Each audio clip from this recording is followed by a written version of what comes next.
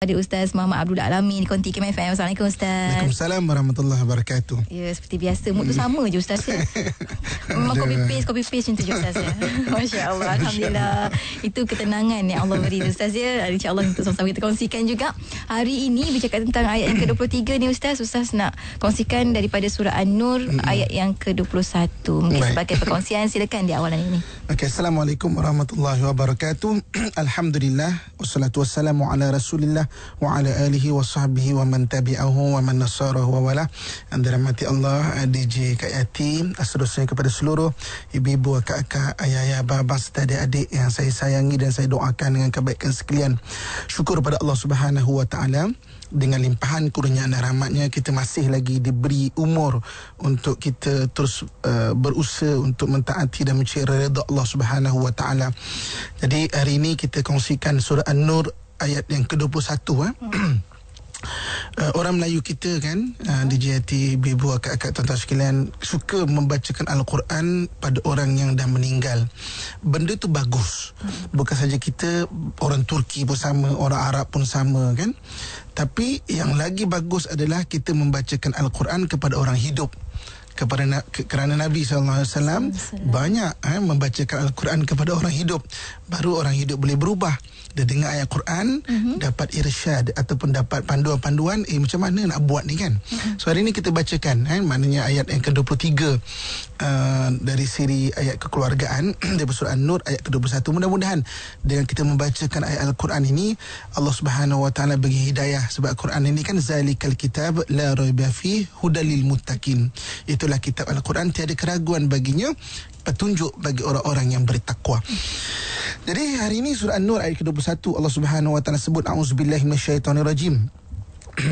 Ya ayyuhalladzina amanu la tattabi'u khutuwatis syaitan wa man yattabi' khutuwatis syaitan fa innahu ya'muru bil fahsya'i wal munkar walaula fadlullahi 'alaikum wa rahmatuhu ma zaka minkum min ahadin abada walakinallaha yuzakki man yasha wallahu sami'un alim.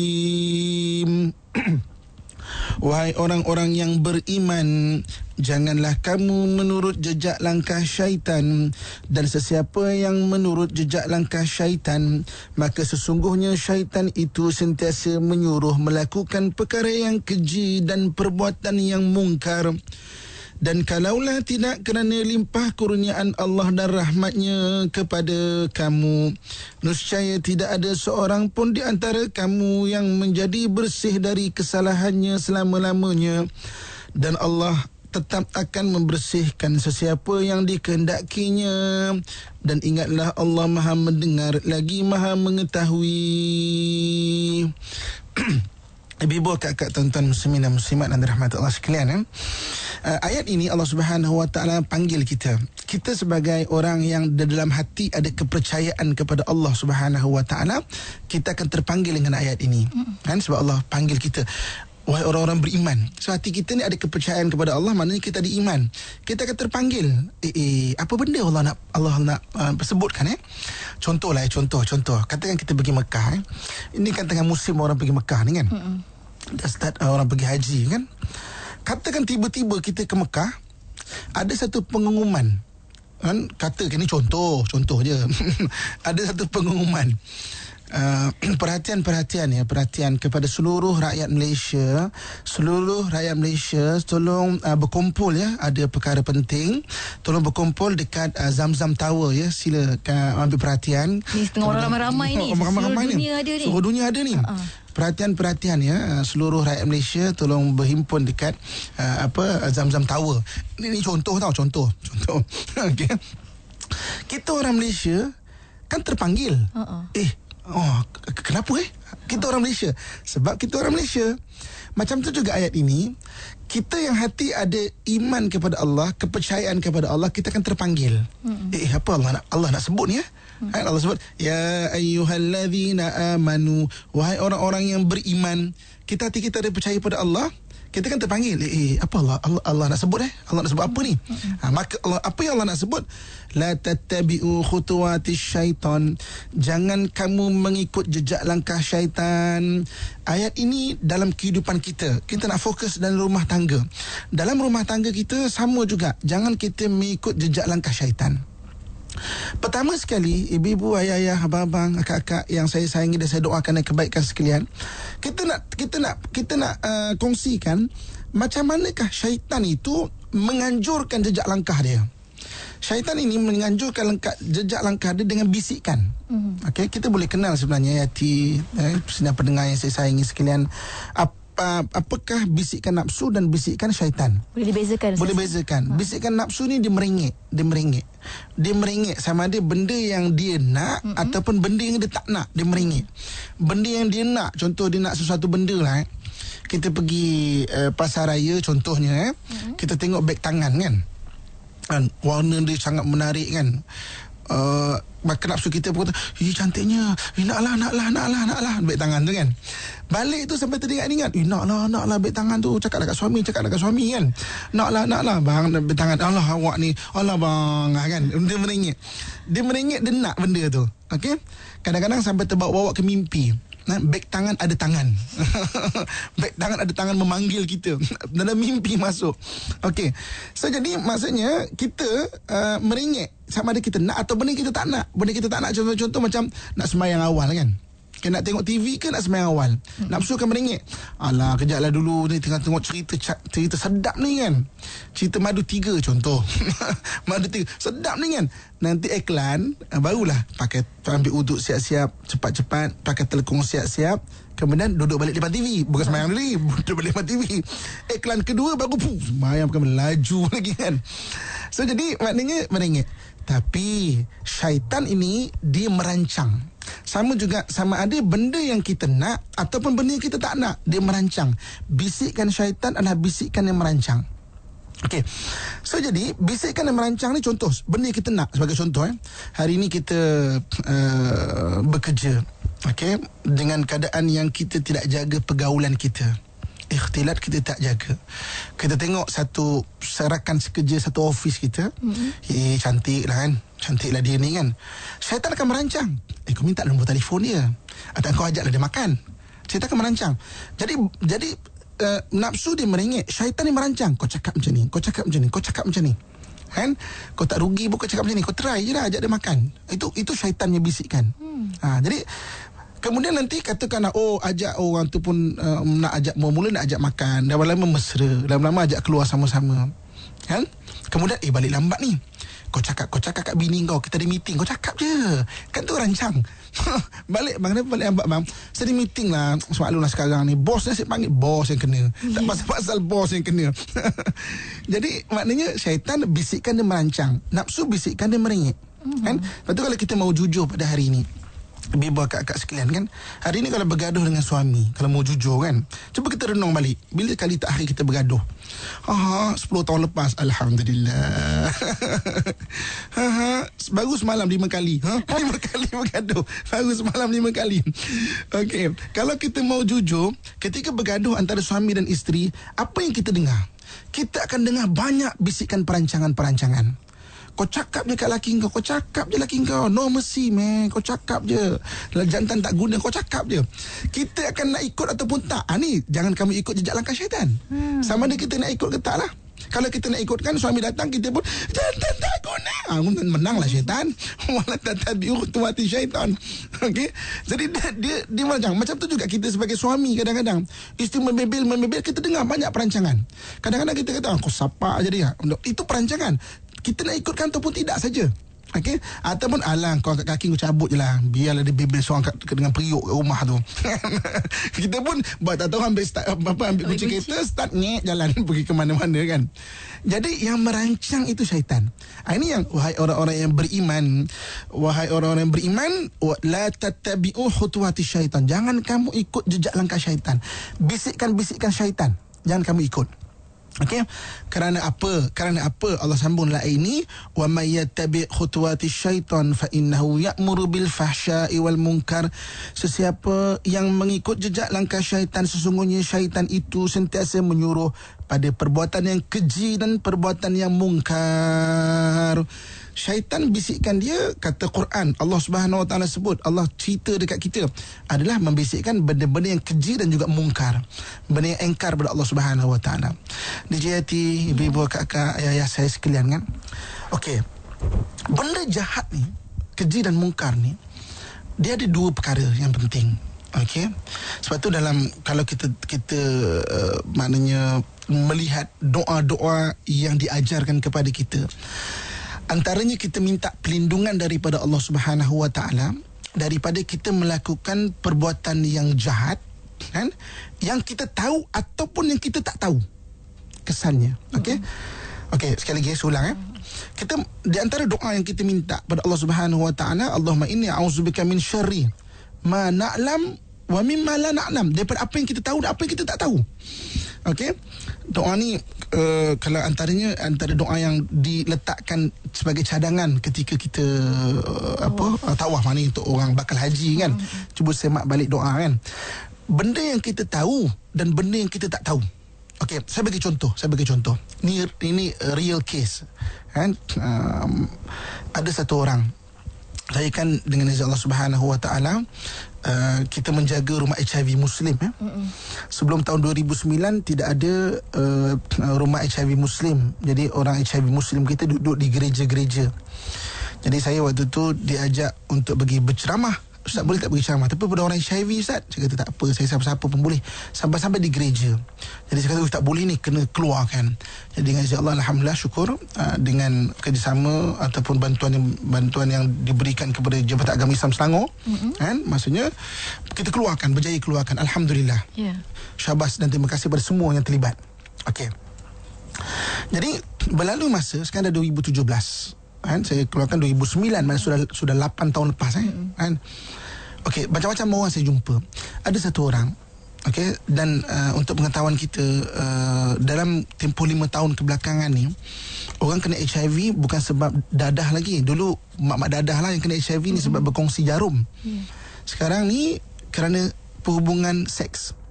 Perhubungan seks, maknanya perhubungan seks rambang ni. Okey.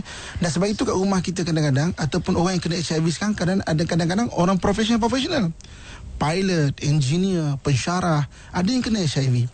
Satu hari tu satu orang pensyarah kena HIV. Saya pun tanya dia, minta maaf doktor, minta maaf saya tanya, saya bukan nak mengaibkan, okey, ini untuk iktibar, dan saya minta izin untuk cerita untuk iktibar. Kita tidak sebut nama. Macam mana doktor boleh kena HIV ni? Dia kata, Ustaz, saya menjalankan hubungan dengan 4 orang perempuan. Saya tak tahu mana satu yang bagi saya HIV. Cuba kita bayangkan satu orang perempuan yang ada membawa HIV, dia menjalankan hubungan seks rambang dengan 4 orang perempuan. Satu orang yang ada HIV, dia dah kena. Dan dia telah menjangkitkan kepada 3 yang lain. Maksudnya apa? Daripada 1 orang sekarang menjadi 5 orang. Sebab 4 orang dan seorang, 5 orang. 5 orang ini kalau tak betul-betul, dia akan menyebar kepada orang lain pula. Sebab itu cadangan untuk mengadakan ujian HIV sebelum kahwin memang sangat bagus. Sebab kita tak tahu tau, sekarang ni macam-macam hal. Okey. So jadi cuba kita tengok melakukan hubungan zina, melakukan hubungan di luar nikah, benda tu buruk. Benda keburukan yang dia tahu. Orang Islam kita, orang Melayu kita tahulah benda tu buruk. Tapi keburukan yang kita tak tahu yang datang. Nampak tak? HIV itu. Sebab tu kita minta perlindungan kepada Allah Subhanahu Wa Taala daripada benda buruk yang kita tahu dan benda buruk yang kita tak tahu. Benda buruk yang kita tahu macam contoh tadi lah. Kata maknanya, benda berzina ni benda buruk. Tapi sebab maksudnya kurang iman dan sebagainya, ataupun kelemahan dan sebagainya, ataupun kurang tarbiyah dan sebagainya, orang tu melakukan. Itu benda buruk. Benda buruk yang tak tahu dapat HIV. Sebab itu dalam Quran Allah sebut jangan ikut jejak langkah syaitan, kerana dia menyuruh kepada fahsyat dan mungkar. Dan fahsyat dan mungkar ni ada benda yang kita tak tahu dan ada benda yang kita tidak tahu. Pada hari ini, sebagai contoh kan, kita melihat perempuan lain semua bagus. Dan kita melihat isteri kita teruk sangat, kan? Itu kalau kita ada simptom macam tu, maksudnya syaitan sedang merasuk mata kita. Perancangan tu. Perancangan tu, dia sedang merasuk mata kita. Kita tengok isteri kita teruk sangat, semua benda teruk, kan? Kita tengok orang kat office kita, semua benda comel, manis belaka. Isteri teruk sangat, kan? Sampai kita terlupa dan kita tak perasan, dan kita melupakan kebaikan-kebaikan yang isteri kita ada tu. Maksudnya itu ciri-ciri syaitan telah merasuk mata kita. Kita tengok surah Al-Hijri ayat 38, kita akan jumpa ayat ini. Ketika syaitan bersumpah daripada Allah Subhanahu wa taala, apa syaitan kata? Syaitan kata, qala rabbi bima aghwaytani, Tuhan, oleh kerana aku telah menjadi sesat, kata syaitan, la uzayyinanna lahum fil ard, aku akan elokkan maksiat di mata anak Adam, dan aku akan sesatkan mereka semuanya. Maknanya mata tu telah dirasuk syaitan. Bahasa orang Melayu lah, masuk syaitan, maksudnya syaitan telah mengelokkan maksiat di mata dia. Okey. Oh, jadi kita balik ada je benda tak kena. Marah-marah, benda yang tak bagus, fahsyat dan mungkar, keji dan juga mungkar. Marah tu marah jadi tabiat, kan? Benda yang kita tahu. Tapi ada mungkar, benda yang kita tak tahu. Benda yang kita tak tahu apa? Dengan marah-marah, anak kita tengok, anak kita perhati, anak kita mengambil role model daripada kita. Bapak ni marah-marah, tak hormat, tak respect pada mak. Bayangkan, pengajaran yang ada depan mata dia mesti akan ada lekat dekat otak dia. Jadi apabila ada masalah besok dia dengan rumah tangga dia, itu pilihan dia. Marah-marah itu. Itu baru marah-marah. Itu belum yang lebih ekstrim daripada itu. Naik kaki ke, naik tangan ke, kan? Naik kepala ke? Naik kepala. Macam mana naik kepala tu? Okay. Hantuk kepala. Hantuk kepala. Oh, dia gila. Duk gila. Okay. So, jadi nak ceritanya, ada benda keburukan yang kita tahu dan benda keburukan kita tak tahu. Itu yang jangan ikut jejak langkah syaitan. Bisikan-bisikan syaitan. Bisik-bisikan syaitan ni. Okay. Hari ni, contoh ada orang hari ni, dia tengok isteri dia teruk sangat. Ada je benda tak kena kat isteri dia, akhirnya bercerai. Selepas bercerai baru dia tahu kejayaan hidup dia daripada sokongan isteri secara tak langsung. Isteri tolong jaga anak dengan baik, kan? Tak memeningkan kepala dia, kan? Isteri maknanya kalau anak sakit, bawa pergi klinik, boleh berdikari. Itu menyebabkan dia boleh bergelanggang di luar, bisnes dia berjaya. Sekali rupanya ketika bercerai, keburukan kita tak tahu, kan? Rupa baru dia sedar bahawa isteri selama ni tolong dia. Isteri yang dia tidak hargai itulah yang menolong dan membantu dia secara tak langsung. Baru rasa susah, baru rasa tak boleh nak fokus pada bisnes, baru rasa ada benda yang tersangkut dan sebagainya. Nampak tak? Benda akhirnya bisnes pun merudum, bisnes pun jatuh. Benda yang kita tahu dan benda yang kita tak tahu. Kita minta lindung kepada Allah Subhanahu wa taala bisikan syaitan itu. Dan sama juga pada hari seorang isteri, kan? Kita hari ni sikit nak bercerai, sikit bergaduh nak bercerai. Ceraikan aku. Sikit bergaduh nak cerai. Asal bergaduh je nak cerai. Skrip sama je. Skrip sama je. Orang beria-ria sangat, mendesak sangat, suami pun tak tahan, akhirnya suami pun cerai. Baru kita faham, ya Allah, anak perlu dibesarkan kena ada bapak rupanya. Mak ni garang macam mana pun, kadang-kadang dia perlukan bapak, kan? Yang dia rasa lebih ada rasa diletakkan dalam hati dia tu, rasa takut sikit pada bapak. Kadang-kadang kita tak mampu. Kita tak mampu untuk besarkan berseorangan. Akhirnya bila anak dah makin nakal apa semua, kita yang pening. Keburukan yang kita tahu dan kita tak tahu, kita minta perlindungan kepada Allah Subhanahu wa taala. Jadi ini bahagian pertama yang Allah sebut, wahai orang-orang beriman, jangan kamu ikut jejak langkah syaitan, bisikan-bisikan itu terutamanya, dan dia membawa kepada fahsyat dan mungkar, benda yang kita tahu dan benda yang kita tidak tahu. Okey, untuk bahagian kedua ni kita tengok kasih sayang Allah, apa Allah nak bantu kita pula dalam bahagian ayat kedua ni. InsyaAllah. Semua itu selepas ini, sebab kita berhenti rehat seketika. Bagi anda rakan pendengar sebarang pertanyaan, persoalan, boleh saja ke Facebook IKIM FM ataupun talian kita di 0362051500 dan juga di WhatsApp kami di 0112900404. Kita nak bina keluarga bahagia. Bagaimana caranya? InsyaAllah lepas ni akan ada sambungan bersama dengan Ustaz Muhammad Abdullah Al-Amin. Kita berhenti rehat seketika, kembali sebelah sini untuk Pesona di Zahra. Sehati sejiwa, walaupun dalam berumah tangga tangga. Itu paling penting sekali, ada perasaan sehati sejiwa, kasih sayang, insya-Allah. Dan waktu ini kita masih lagi bersama Manusia Pesona di Zara bersama Ustaz Muhammad Abdullah Al-Amin. Anda boleh follow Ustaz sebenarnya di Facebook Ustaz. Apa Ustaz? Muhammad bin Abdullah Ustaz Amin, Ustaz Amin ataupun Instagram saya type Ustaz Amin. Ustaz Amin, insya-Allah dapat Ustaz. Insya-Allah.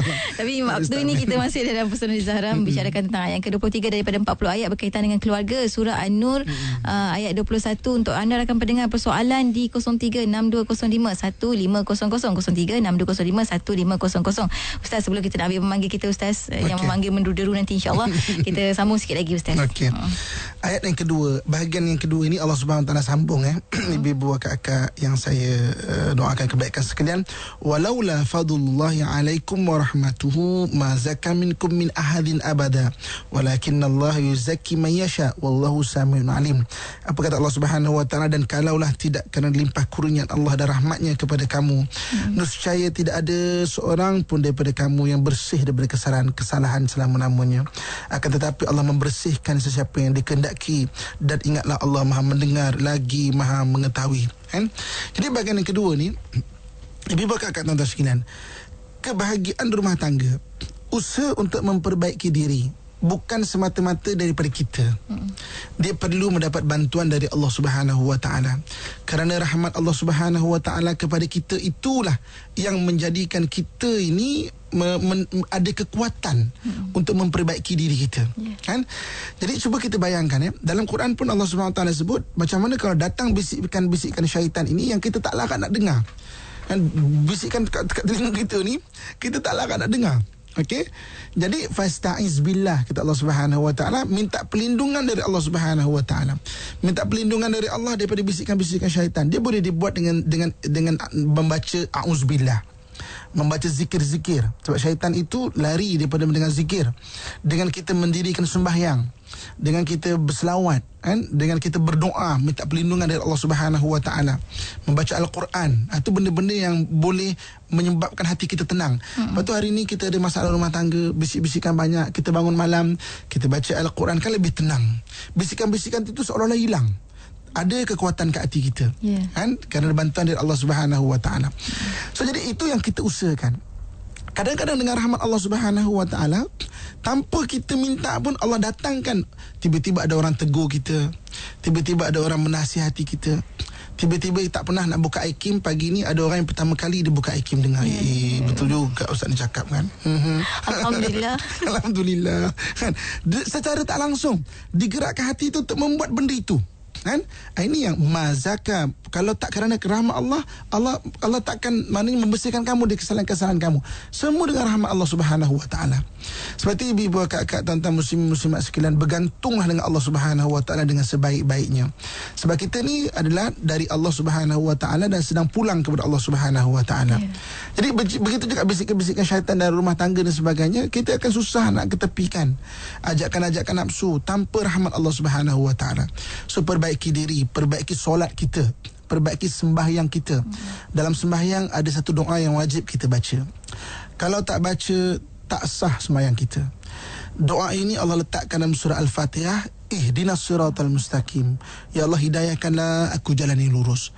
Semakin kita memperbaiki kualiti sembahyang kita, semakin kita berdoa, ya Allah, hidayahkanlah aku jalan yang lurus.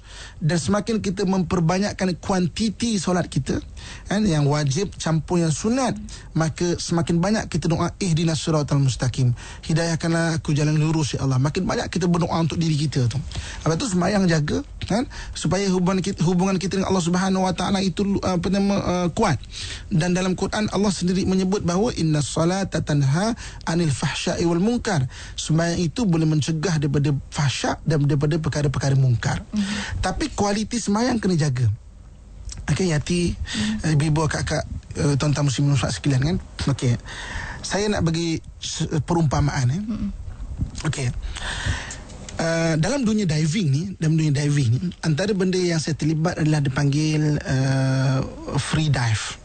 Okey, ataupun ataupun skin dive.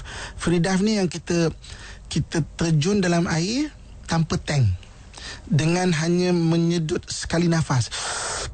Betul, dive. boleh 10 meter sampai boleh 40 meter. Selamat Ustaz ya. Selamat. Alhamdulillah. So jadi maknanya maknanya kita free dive kita, maknanya sekali nafas boleh terjun sampai 40 meter, sampai 30 meter, sampai 20 meter, dan boleh kita tengok ikan ke apa sebagainya tanpa tank. Okey. Cuba bayangkan bermula sekali saya datang kursus kan. Okey, dia kata, guru tu kata atau instruktor tu kata, okey kau terjun sekarang. Kita berterjun. Kan? Dalam tu timbul balik. Timbul balik kan. 30 saat pun tak larat. Okey, dia kata kau masa tak boleh? Tak boleh lah, tak larat lah. Oh, apa nak turun 10 meter macam mana kan? 10 meter pun tak boleh, 30 saat pun tak boleh. Kan? Macam mana kan? Dia kata 1 meter 1 saat je. So kau 30 saat tu maknanya kau boleh 15 meter. Sepatutnya turun dah naik kan. Okey, dia kata kemudian gini. Sebenarnya kau buat dengan cara yang salah, teknik yang salah. Kita ni yang membuat kita nak bernafas bukan sebab kita kurang oksigen, tapi sebab karbon dioksida kita tinggi. Karbon dioksida tu yang menyebabkan kita ada urge to breathe, nak ambil nafas, oksigen. Nak ambil oksigen. Bukan sebab kita kurang oksigen. Jadi dia kata okey, sekarang kau buat 3 kali. Okey. 6 saat kau hembus, 3 saat kau ambil nafas. Hembus lagi panjang daripada mana boleh panjang, mana karbon dioksida kita keluarkan lagi panjang daripada kita ambil. Lepas 3 kali kan, sekarang kau tarik nafas dalam-dalam. Okey, kau terjun. Kali ni boleh 10 meter senang-senang kan. Senang-senang. Sebab apa? Teknik dia betul. Okey. Hari ni ada orang sembahyang. Kenapa sembahyang tidak mencegah fahsyat dan mungkar? Sebab apa? Ada benda tidak dibetulkan dalam sembahyang. Maksudnya khusyuk dia, sah dan batal dia, persediaan solat dia. Cuba kita tune betul kan, terus dia boleh mencegah fahsyat dan mungkar. Itu saja sebab dia. Macam diving tadi. Kan maksudnya orang yang sama, mana saya, bukan orang lain pun. Percubaan kali pertama sampai kali ketiga nak minum air. Minum telan air. Tak boleh. Dia tune je. Okay, kau hembus karbon dioksida bagi keluar habis. Kemudian maknanya sedut lagi 3 saat, hembus 6 saat, ataupun sedut 4 saat, hembus 8 saat. Mana 2 kali ganda kan? Kita relax. Okay, kau tarik nafas panjang, kau terjun. Boleh. Macam tu juga kita. Ya Allah Subhanahu Wa Taala ceritakan kat kita benda-benda yang boleh menyebabkan kita terhalang daripada fahsyat dan mungkar. Zikir, solat, baca Quran, terutamanya solat. Perbaiki saja. Dan dengan itu akan ada kekuatan. Kita kalau tanpa syaitan, dengan alhamdulillah kita banyak benda yang tenang Allah berikan dalam hidup kita ni. So rahsia dia, jangan ikut jejak langkah syaitan. Jangan biar syaitan melekat kat badan kita. Kalau kita nampak dia melekat tu macam ada satu lintah lah. Takut kita. Lintah kecil pun takut kan? Cuba bayangkan badan kita, bayangkan ada 100 lintah melekat. Macam mana kan? Sebab kita tak jaga tu, syaitan melekat, bisikkan sosek dekat kita tu kan. So pengajaran ayat ini, apapun kita dalam rumah tangga dan pekerjaan dalam kehidupan kita, hindarkan daripada bisikan syaitan, dan Allah bagi rahmat kepada kita dengan cara-cara untuk kita hindarkan bisikan syaitan. Itu Wallahualam. InsyaAllah. Dan alhamdulillah waktu ini kita nak raikan juga rakan-rakan kita yang bertalu-talu bertanya soalan, insyaAllah di talian di 0362051500. Kita bermula dari Wan dari Johor. Silakan. Nama saya Wan, panggilan daripada Johor ni. Ni nak tanya yang Ustaz lah. Ustaz ni bagaimana berkenaan kalau dalam family ni kita suka nak buat nak terapkan usaha dakwah lah, tapi macam family tak faham lagi dan dah dapat mungkin masih lagi peringkat awal, mungkin dia tak faham ke, jadi macam ada ni lah, macam berat sikit lah. Jadi nak minta tip-tip daripada Ustaz lah. Terima kasih ya. Assalamualaikum warahmatullahi wabarakatuh. Berapa saat pula Ustaz nak kena hembus nafas Ustaz? Okey. Sebenarnya dalam Quran Allah ada bagi jawapan dia. Innaka lan tahdi man ahbabta walakinnallaha yahdi man yasha. Kita ni takkan mampu untuk memberi hidayah orang yang kita sayang. Allah lah memberi hidayah siapa yang Allah kehendaki. So kita kena betulkan pertama sekali niat kita. Ya Allah, aku tegur hari ni isteri aku tegur suami aku, tegur adik-beradik, tegur ipar duai, tegur mak mertua dan tegur menantu dan sebagainya, bukan sebab nak ubah dia. Okey, kita takkan mampu ubah manusia. Allah yang mengubah manusia. Tapi aku tegur kerana engkau yang suruh menegur orang salah. Jadi kalau kita betulkan niat tu, kita takkan tension. Aku tegur sebab Allah suruh tegur. Dia nak berubah ke tak nak berubah ke, tu dia dengan Tuhan. Tapi hari ni kita rasa aku tegur dan kau mesti berubah. Itu jadi kita tension. Itu jadi suami tension. Itu jadi isteri tension. Ustaz, suami saya ni Ustaz kerah kepala Ustaz. Sebab kita rasa kita yang nak ubah dia. Kan?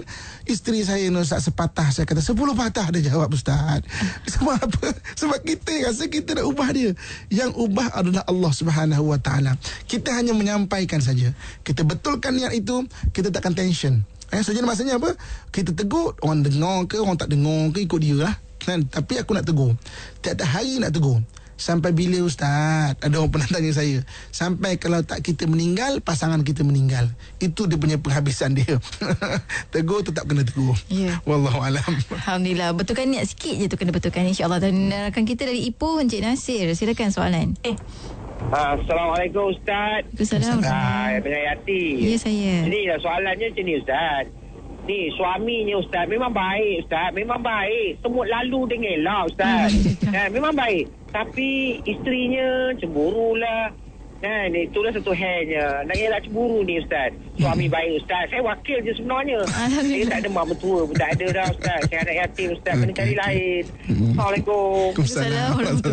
Macam mana itu? Itu biasa ya. Ustaz ni bukan saya, ni kawan saya. Ya, kita percaya. Alhamdulillah. Terima kasih yang bertanya. Alhamdulillah. Okey. Pertama sekali kita kena faham bahawa Allah Subhanahu Wa Taala tidak memberi semua kepada kita. Kan? Kita hati kita nak semua benda kita dapat. Kita nak macam tu. Kalau seorang suami tu kan, kita nak seorang suami tu adalah suami romantik, dalam romantik, bertanggungjawab, beriman, alhamdulillah. Bukan saja beriman, maknanya berilmu pula. Bukan saja berilmu, sadar lagi. Kita nak semua benda. Bukan lagi sadar lagi, boleh membetulkan mentol kat dapur. Bukan saja betul-betul mendapur, boleh juga tolong sidaikan baju. Bukan saja potong bawang. Bukan saja boleh sidai baju, malahan boleh sidai baju tu ikut warna pula, putih, kuning, biru. Kita nak semua benda. Kalau kita nak lah kan. Tapi Allah tidak memberi semua benda pada kita. Suami yang terlalu bertanggungjawab, serius kan. Suami yang romantik, kadang-kala romantik pula, kadang-kala setengah-setengahnya tanggungjawab terabai kadang-kadang. Suami yang pandai pula, asyik dia je betul kan. Suami yang kurang pandai pula, ada penatnya nak cakap pada dia. Allah tak bagi sekali jalan sekali. Allah tak bagi semua benda pada kita. Macam tu juga isteri. Suami bukan main baik lagi, tapi isteri macam-macam kerana Allah tak bagi semua benda pada kita. Supaya apa? Supaya kita ingat Allah Subhanahu Wa Taala. Kita ni kan diuji. Kita nak seolah-olah macam kita ni tak nak masalah langsung, tapi dengan masalah itu akan mengingatkan kita pada Allah Subhanahu Wa Taala. Sebagai abang sabar kerana apa? Kerana dapat ujian yang isteri tu terlalu cemburu. Bagi isteri yang dengar pada hari ini, itu kelemahan dia. Kelemahan dia maksudnya dia kena perbaiki. Jangan pula dia kata, okey, ni kelemahan saya memang kuat cemburu, dah that's it. No. Maksudnya kena baiki. Sebab terlalu cemburu sebahagian daripada mazmumah. Dia bukan saja menyebabkan kita punya diri tak tenang, dan menyebabkan juga pasangan kita tak tenang. Asyik mencemburu je kan. Saya pernah jumpa orang yang punya cemburu di JIT, sampai kan dia rasa semua perempuan nak kat laki dia, dan semua perempuan laki dia nak. Soalan macam tu. Alhamdulillah. So sabar. So maksudnya sabar. Bagi isteri baiki diri, bagi suami sabar. Allah takkan bagi semua benda kepada kita kan. Sebab apa? Untuk kita ingat Allah Subhanahu Wa Taala. Takut semua benda kita dapat, kita lupa Allah Subhanahu Wa Taala. Wallahualam. Alhamdulillah. Dan kita nak naikkan rakan-rakan kita di WhatsApp pula Ustaz, untuk perkongsian. Waktu ini rakan kita ni ada baru-baru ni kehilangan anak akibat keguguran usia kandungan 5 bulan Ustaz, dan beliau reda alhamdulillah. Tapi kadang-kadang terlintas kat bisikan syaitan, kalau saya begini, saya begitu, mungkin tak gugur dan sebagainya Ustaz. Mungkin Ustaz bolehkan beri ayat-ayat ataupun nasihat penawar hati ni Ustaz. Okay.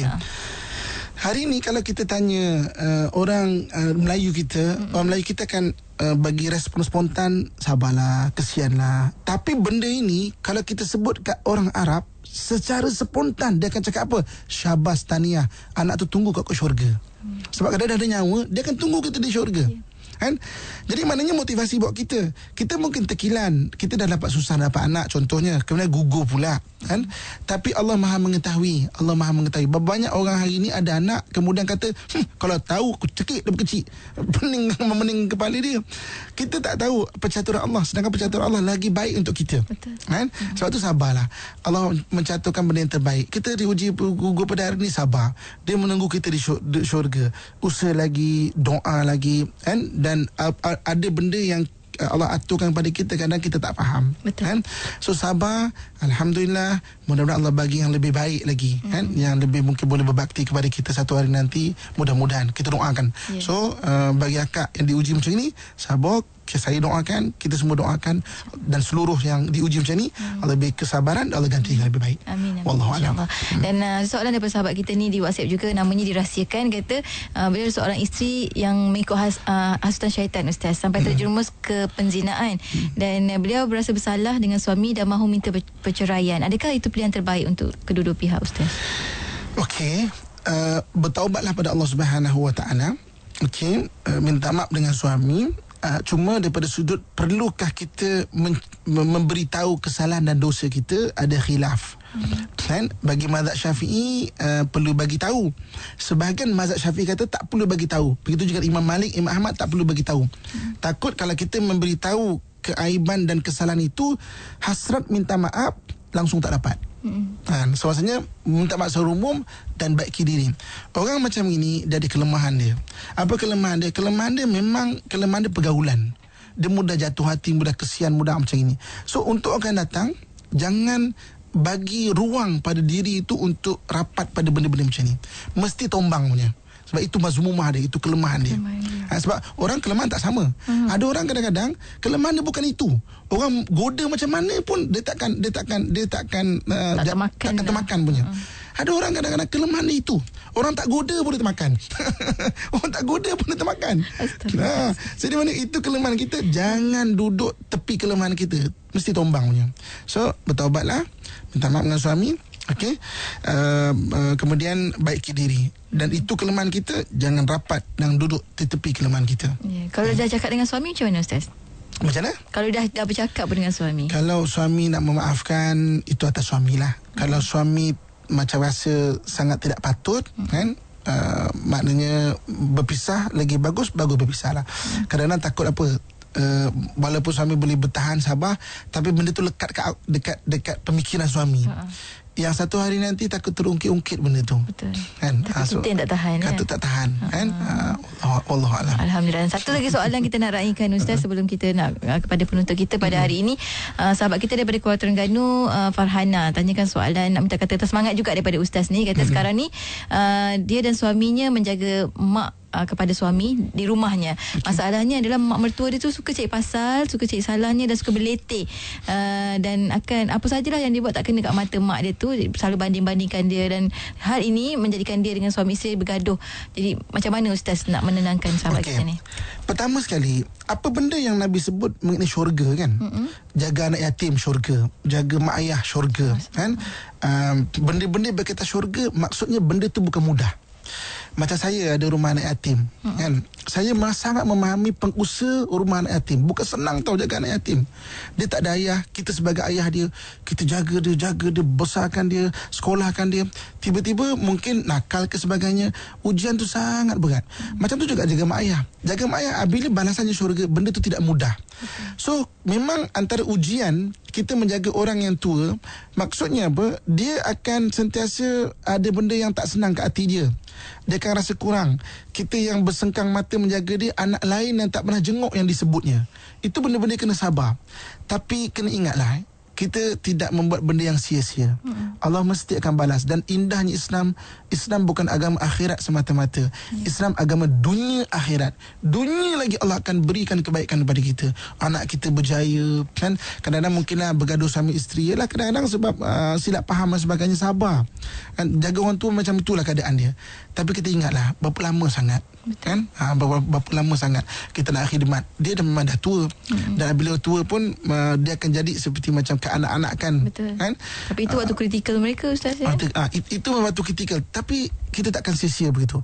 Kuatkan hati dengan suami, kena memang banyak bercakap, banyakkan bersabar. Kalau kita kecil hati, anak lain yang disebut buat tak tahu sajalah, dan memang itu memang ujian dia. So teruskan jaga dan kita doakan siapa yang menjaga mak ayah dia ni, maknanya Allah mudah-mudahan berikan kebaikan pada dia dunia dan akhirat. Bukan akhirat semata-mata, dunia dan juga akhirat.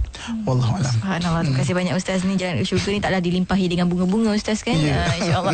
Dan di hujung ni, Ustaz, doa dan juga kesimpulan yang boleh kita berikan. Okey, ibu kakak tentang muslimin-muslimat dan rahmatullah sekalian, sebagai kesimpulan dia, kan, kita bincang ayat surah An-Nur ayat 21 ini. Allah panggil kita, wahai orang-orang yang beriman, jagalah, jangan kamu ikut jejak langkah syaitan.